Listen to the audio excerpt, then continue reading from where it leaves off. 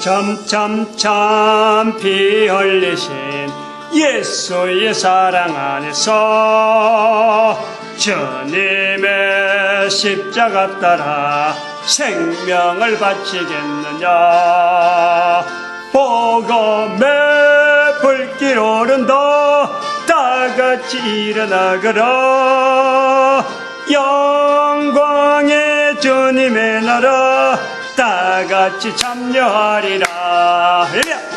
성령의 불길 성령 부리야 주여.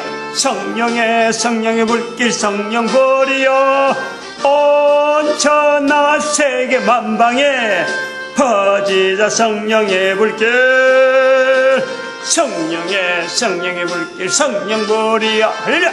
성령의 불길 성령 부리야. 온 천하 세계 만방에 퍼지자 성령의 불길. 아멘. 하나님 말씀 시편 97편입니다. 시편 97편 1절에서 끝절까지 말씀 교독합니다. 1절 말씀 제가 먼저 받들어 봉독드립니다. 여호와께서 통치하시나니 땅은 절거하며 헛한 섬은 기뻐할지어다. 지난 시간에 이어서 전도를 두려워하는 이유, 그 중에 이제 우리가 세 번째, 역사, 흔적이 없다 하는 걸 갖고, 지난번에 하면서, 한 시간을 더 하게 되었습니다. 교회가 전도를 두려워하는 이유의 중에서 전도 두려워하는 이유를 하면서 이 흔적이 없다. 흔적이 없고 역사가 없다.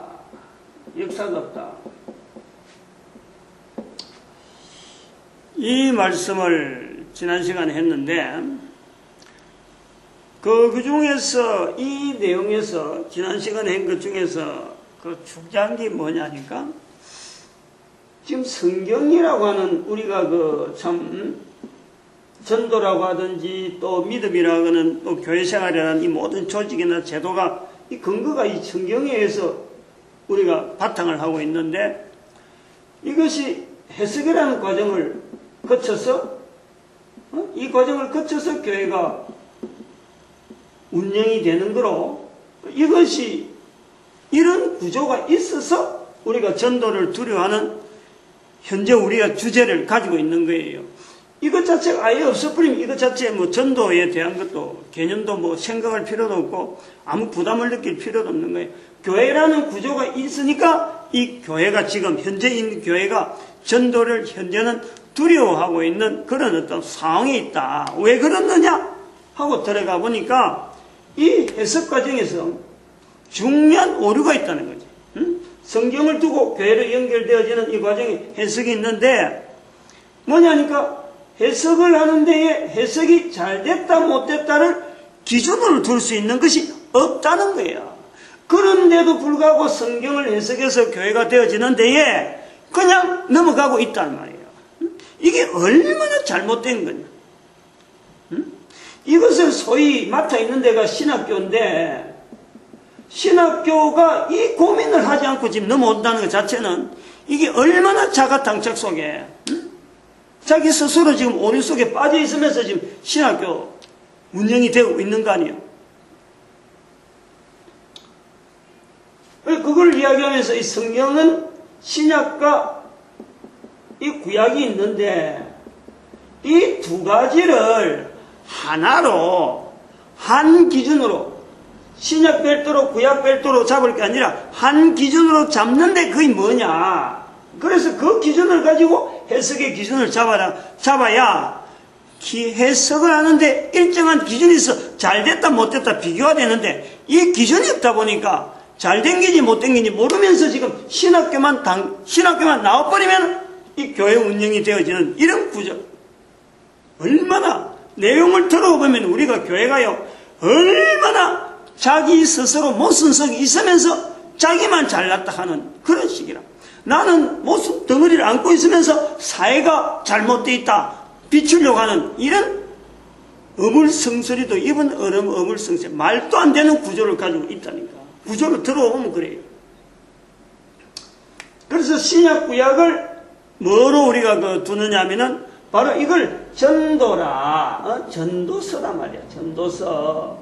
성경은 그 자체가 전도서가 인간 전체가 피조물로서 창조주를 나타내야 될 본연의 자리가 있다는 거예요. 그거를 성경에서는 계속해서 구약은 구약대로 신약은 신약대로 창세기부터 시작해서 에덴 동산에서부터 이것을 요구를 하는 그 내용이 성경이라는 구조 속에 처음부터 끝까지 나와 있다는 거예요. 그걸 전도서로 잡는다. 지난 시간에 나온 건 요까지의 내용을 주로 했는데 이제 이것이 안 되다 보니까 나타난 상이 나온 거예요. 이 내용을 우리가 조금 더 확대를 해보면은 왜 하나님은 인간을 피조물로 두고 성경이라고 하는 것까지 두면서 하나님을 나타내게 되어지는 것을 요구하느냐? 성경은 하나님을 나타내는데 하나의 방편이지, 성경이 있어서 성경이 모른다고 해서 성경을 있는지도 몰랐다 그래가지고 인간은 지금까지 살아오면서 성경이 없는 시대라든지 성경을 모르는 사람들은 그럼 이 성경에서 요구하는 이 전도서라고 하는 이 구조를 몰랐다고 해서 그러면 책임에서 벗어나냐? 그것도 아닌 거예요. 성경이 없더라도 하나님은 모든 만물 가운데 인간들에게 공통적으로 요구하는 것은 어떤 환경이든지 간에 하나님을 나타내야 될 인간으로서 코에 숨을 준 거예요. 우리가 살아있다는 것 자체가 조건이 뭐냐니까 하나님을 나타내는 피조물로서 인간이기 때문에 하나님께서 거기에다가 생명을 주신 거예요. 성경이 있고 없고 관계가 아니란 말이야. 그런 절대적인 조건이 있는데 그것이 성경이라고 하는 구조를 통해서 우리가 시대 연대마다 이걸 밝혀 알아라고 하나의 지름길로 제시한 거지. 성경이 성경이 없어도 얼마든지 가능한데 성경이 있으면 좀 더 이게 어찌 보면 좀 빨리 습득한다. 그 길을. 그래서 나와 있는 거예요. 이 내용을 잘 알아야 돼요. 그러므로 이 성경에 주가 되어지고 있는 내용이 이스라엘에 대한 내용인데 이스라엘 자체가 이 성경 속에 이런 내용을 처음부터 알고 있었더라면은 예수 그리스도를 그들이 벌써 버릴 이유가 없고 예수 그리스도 배척할 이유가 없는 거예요. 이 내용을 모르고 있다 보니까 그렇게 성경이라는 그 구조를 잡고는 있더라도 성경이 자기들로 내서 보존되어지고 기록되어지고 하는 것은 남아있는데 성경이 성경되어지는 근본적인 중심이 바로 요거였는데 이걸 놓치다 보니까 성경 가지고 있다도 그게 껍데기였다니. 마치 교회가 지금 성경을 통해서 해석은 한다고 하는데 교회 운영을 하는데 이게 기준도 없이 해석을 하다 보니까 신학교 위주의 성경을 신학교에서 배워가지고 교회 운영하는 이런 식의 되어지는 구조가 되어지는 신학교에서 해석하는 내용 그대로 닮아서 다른 사람 책을 보고 이 사람 저 사람 설교한 거 보고 설교를 통해서 교회 운영을 하려고 하는 이런 구조가요. 성경 자체를 가지고 설교의 텍스트북을 삼는다는 거예요. 설교에. 이런 모순을 우리는 안고 있다는 거예요. 그런데 이제 자꾸 간략하는 어떤 방향이 뭐냐면 왜 하나님께서는 이 성경을 두고 왜 이스라엘이라는 걸 두고 왜 신약 구약을 허락했을까?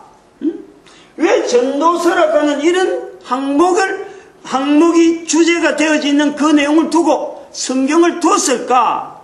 이런 내용을 우리가 살펴봐야 돼요. 그래서 다시 말하면 왜 우리가 전도를 해야 되느냐 하는 이 부분은 교회라고 하는 구조를 우리가 부흥시키고, 교회의 어떤 사람 수 많이 채우고, 교회를 어떤 부흥했다는 그 역사적인 발자취를 알리기 위해서, 후손들에게 알리기 위해서, 그거 절대 아니라는. 절대 아니에요. 다시 말해, 모든 인간들을 구원하시기 위한 하나님의 섭리이지. 이게 조직된 교회라든지 그리스도의 이름이 앞장서서 교회가 그리스도의 이름이라, 그게 사람 채워가지고 보이는 사람 막 집어였고 집회 많이 하고 이런 것을 목적으로 하는 것은 절대 아니라, 성경 전체가 전도서를 하더라도 교회를 부흥시키기 위한 것은 절대 아니라는 거예요. 교회 사람 많이 집어였고, 우리 교회 부흥된 교회, 옛날에 초대교회 부흥된 교회, 5,000명, 3,000명 부흥했다. 이런 것을 나타내려고 하는 것이 주가 아니라는 거예요. 철저하게 피조물인 인간이 모든 사람이 전도자 되어지는 것을 성경은 근본적으로 원하고, 모든 인류가 성경을 모르더라도 코로 숨을 쉬다 가는 그 조건 하나에서 하나님을 나타내야 될 피조물의 그 위치가 있다는 것을 깨닫는 거예요.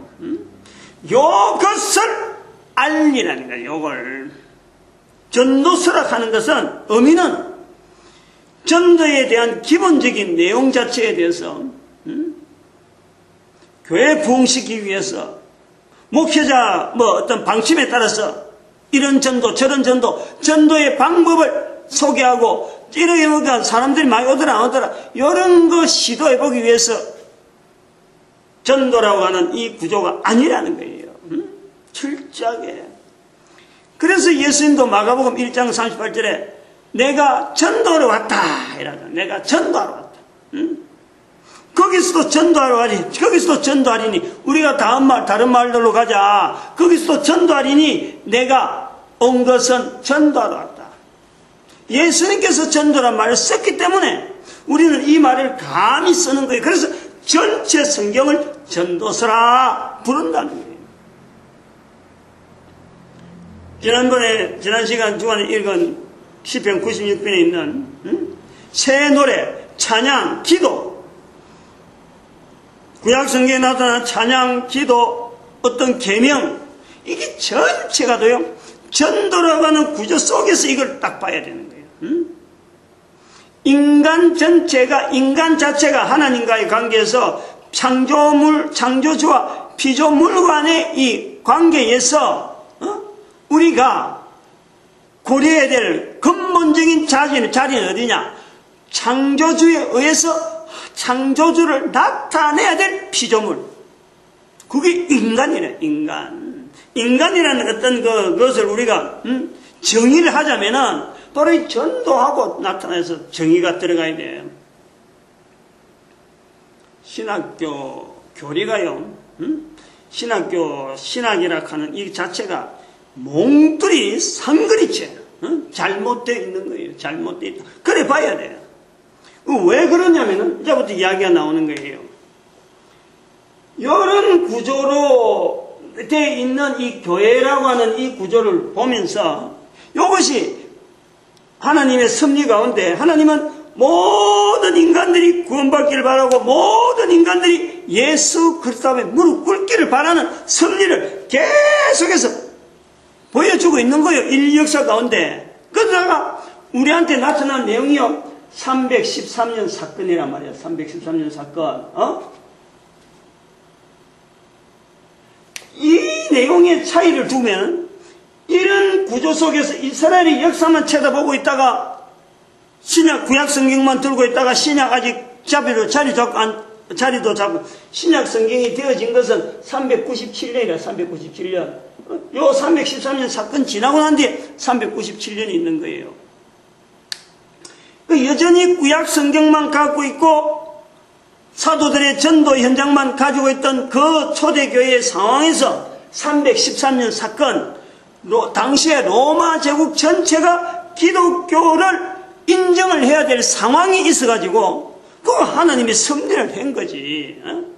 시대 그 당시에 여러 가지 정황 자체에서 기독교를 통해서 받아들여야 될 제국 전체가 기독교를 받아들여야 될 상황이 있어서 뭐라 이런 거예요.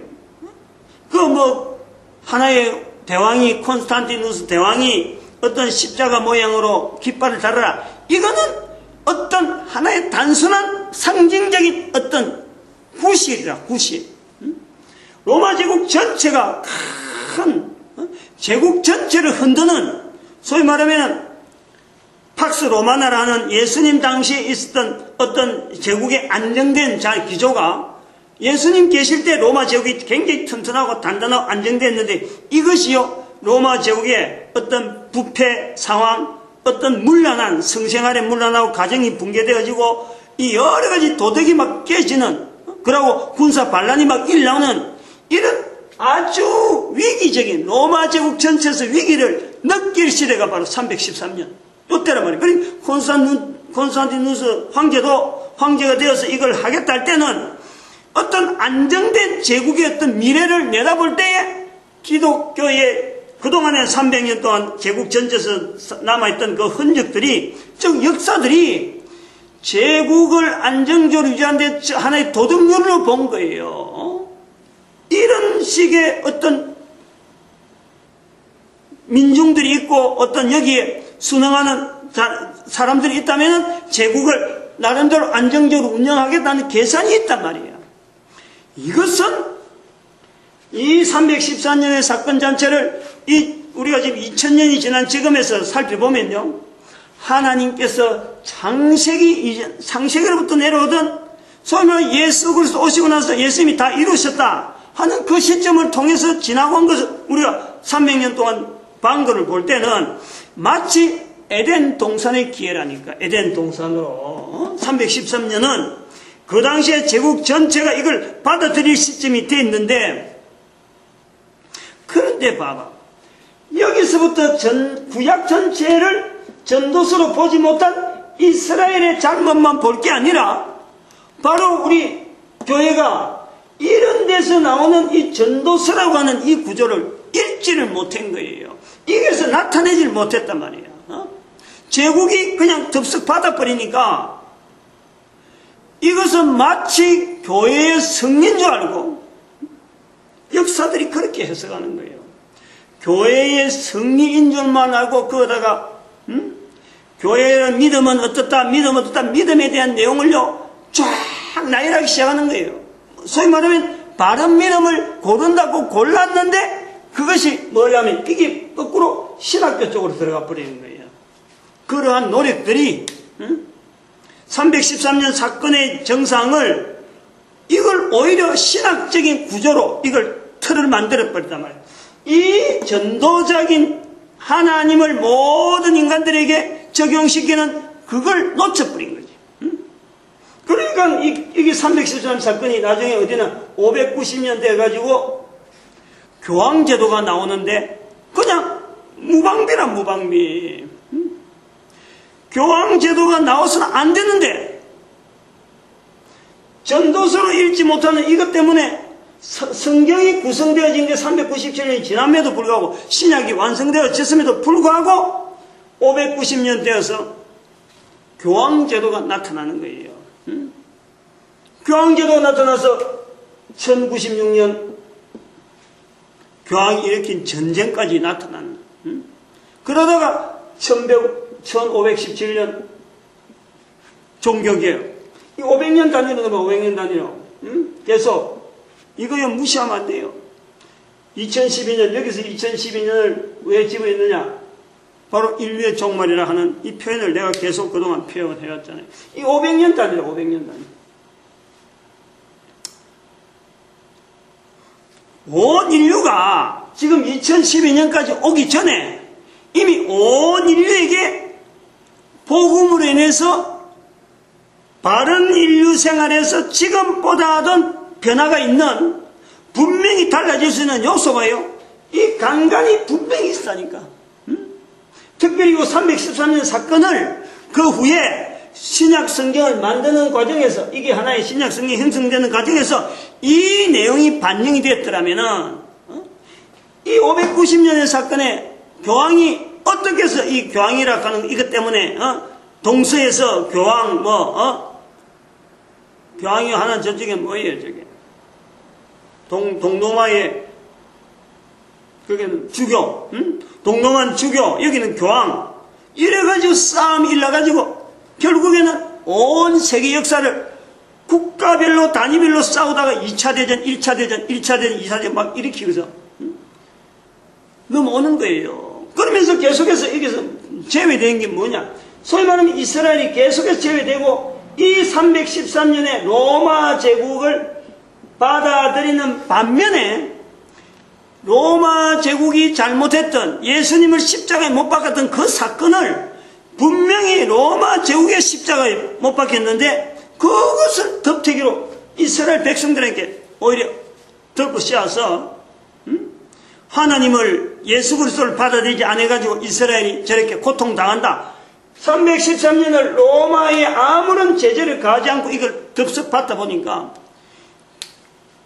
화살을 오히려 이스라엘에게 돌려갖고 전 세계 이스라엘 백성들이 2000년 동안 지하세계로 고통당하는 세월을 보내는 거예요. 없는 내용을 끄집어내는 게 아니라 있는 내용을 다시 지금 부각시키는 거예요. 새로운 내용을 하는 게 아니라 새 계명이 아니라 새 이야기가 아니라 있는 이야기를 가지고 새롭게 조명을 하는 거예요. 왜 우리가 지금 전도에 대해서 이렇게 애를 써야 되느냐? 전도하지 않았기 때문에 결국 우리 인류는요, 가면 갈수록 어려운 쪽으로 가고 있는 거예요. 온 인류의 삶이 달려있는 거예요, 이거는.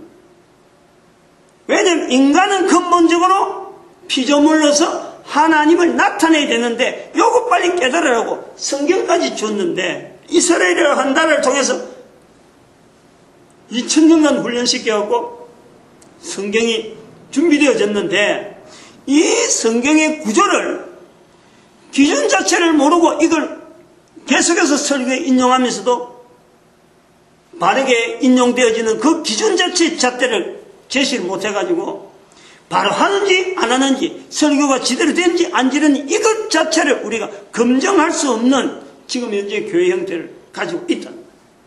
응?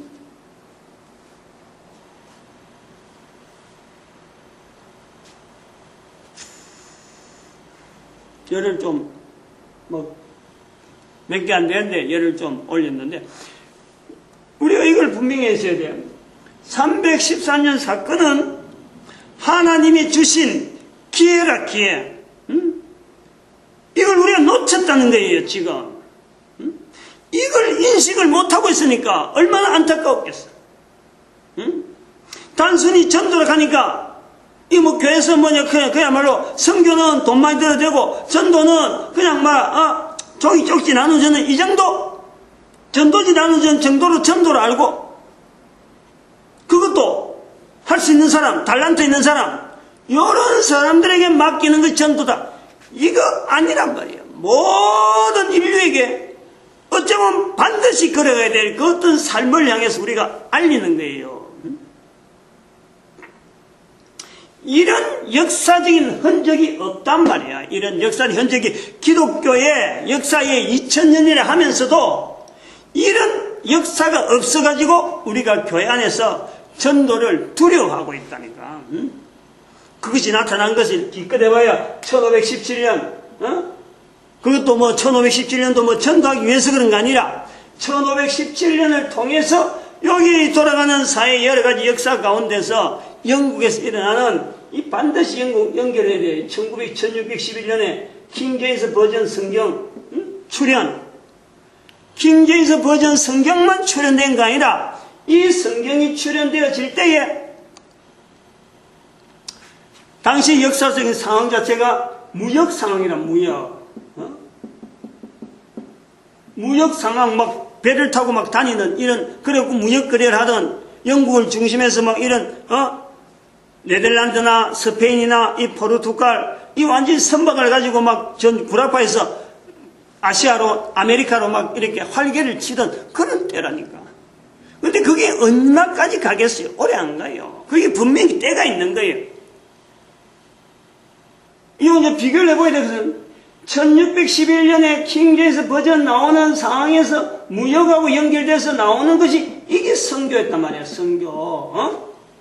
선교란 말이 그때부터 나오는 거예요.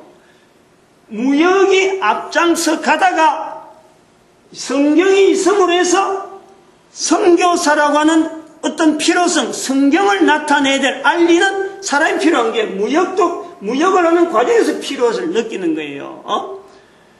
영어 성경이 보급되어 가면서 영어 성경의 독특한 여러 가지 참 영어 성경이 나오기까지 특별한 어떤 과정이 있는 거지. 그래서 이 영어가 지금 막 전 세계 지금 1위 언어로 나오고 있는 거예요. 이제 이것이 앞으로 한글 때문에 이제 역전될 수 있는 그런 요소가 있다고 저는 보고 있어가지고 계속해서 이걸 알리고 있고 어느 속에 그런 게 있단 말이에요.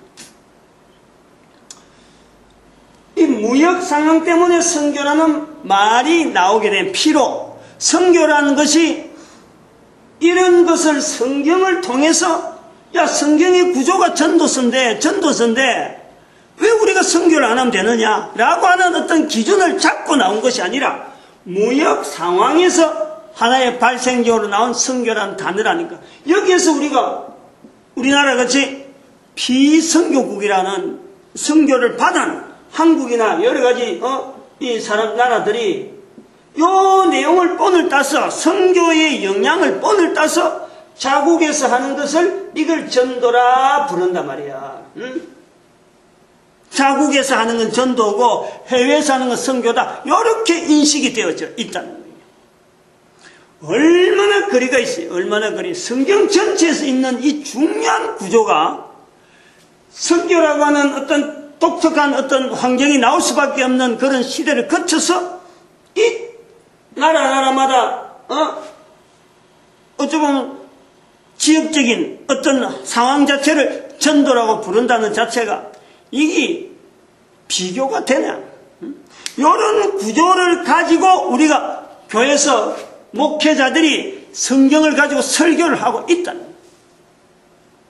그러니까 전도가 되겠어요? 안 되지.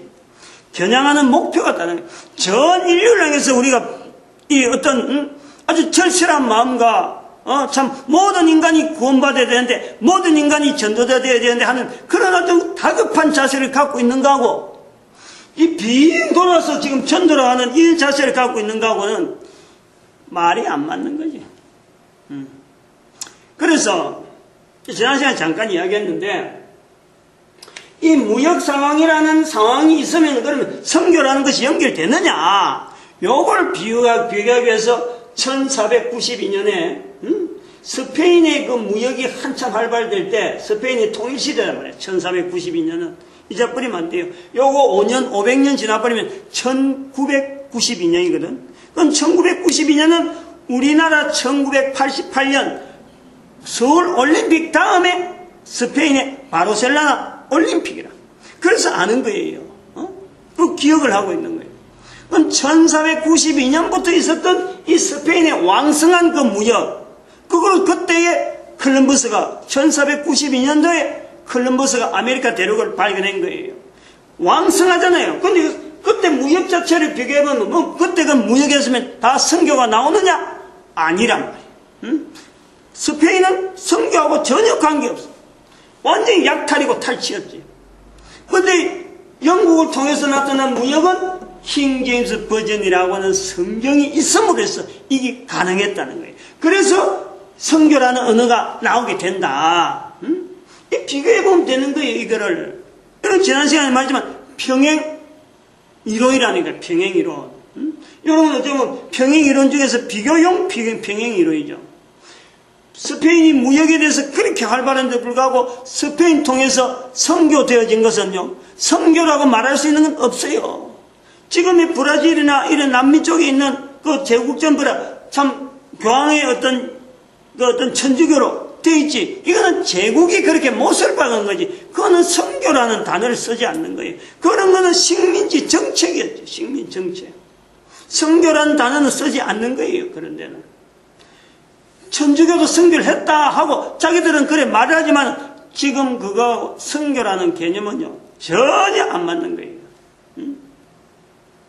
선교는 1611년에 킹제임스 버전을 성경이 나왔으므로 가능성이 보이겠네. 그러다가 이제 이 명분이 주어진 거예요. 1517년에 종교개혁에 되어지는 그 세력. 여기는 1492년은 종교개혁 하는데 여기서 어떤 관여된 게 아니거든.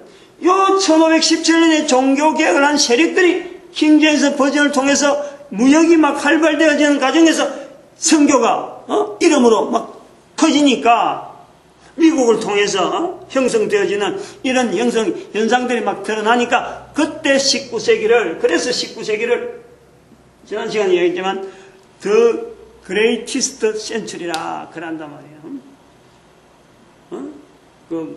위대한 세기, 19세기. 우리나라가 그거 딱 해당되는 거예요. 우리나라가 1884년인가 우리나라. 내 정확한 연도는 좀 더 찾아봐야 되지만 전에 공부할 때 들어가는 그 기억으로 지금 갖고 있었는데 1884년에 몇 월 달인지 모르는데 그때 서울 제물포, 인천의 제물포 항구에서 아펜셀러, 감리교 아펜셀러하고 장로교 언더우드 선교사가 우리나라에 첫 발을 디뎠다. 이게 역사적인 기록이란 말이에요. 그 앞에도 있었죠. 알렌 박사라든지 여러 가지 있었어요. 이성훈 씨가 그 천주교라고 한 100년 전에 1700 몇 년도에 들어온 것도 있고 그 연대로 앞에 더 땡기보면 뭐 당나라 시대 벌써 625년 35년 1000년도 안 가는 그 시대 벌써 우리 신라에 기독교 들어온 흔적들이 분명히 있는 거예요. 그거는 지금 현재 고리가 딱 끊겼기 때문에 그 연결을 못하는 거야. 그래서 못하는 거죠.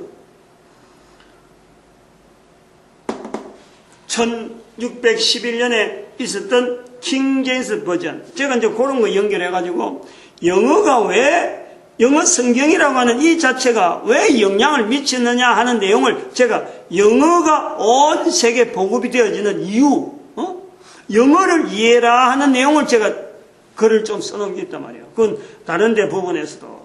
내가 다른 데 언젠가 강의하면 한 것 같은데, 그 부분은. 우리 한글 부분과 영어 부분이, 영어가 약한 부분, 이 한글이 가지고 있는 장점, 중국이 상형 문자가 어마어마한 어떤 나름대로 위대한 글자예요. 중국의 상형 문자도 위대한 거예요.